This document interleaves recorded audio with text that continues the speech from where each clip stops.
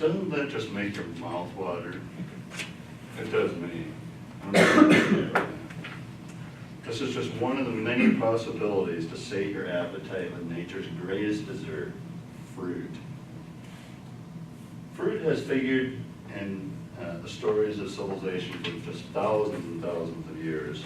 One of the earliest stories in the Judeo-Christian tradition has been the Bible. And the first story of the Bible is Genesis. And in Genesis, Adam and Eve are confined to the Garden of Eden. Well, confined probably isn't a good word. They were sent there to have everything they wanted, anything they wanted, whenever they wanted, with one exception. They were not to sample the fruit in the middle of the garden. However, Eve, one day, she saw that fruit. It just looked so tasty. She had to have just a little bite, and God wasn't watching. And she did, and it was just absolutely delicious. She loved it.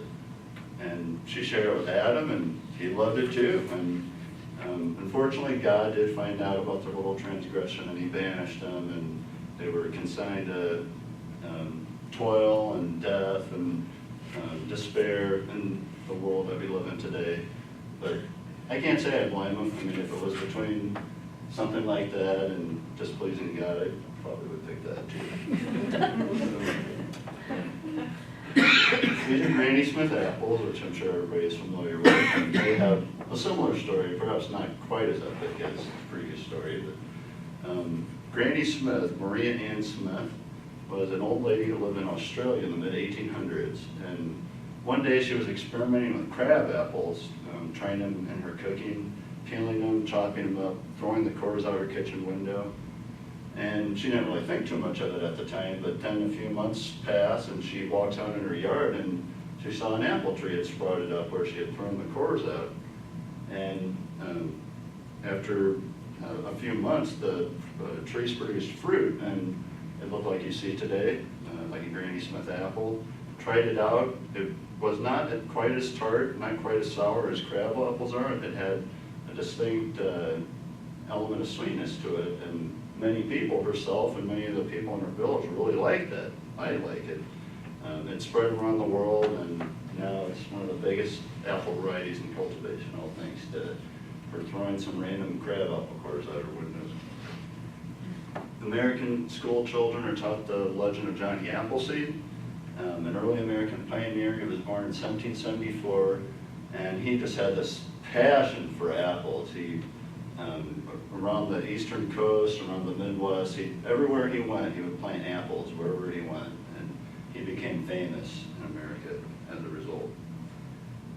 There's many legends in Greek and Roman myth about where fruit figures in, and one of these legends is the myth of Persephone, the lady on the right.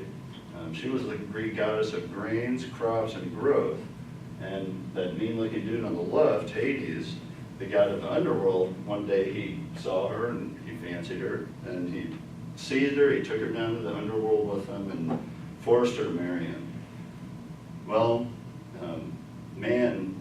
because Persephone was the goddess of crops, the crops started dying in the overworld, and men started cursing at Zeus for allowing that to happen, and so Zeus told Hades, you gotta let her go, she's gotta be sent back up so that stuff can grow, so that my people will start praising me again.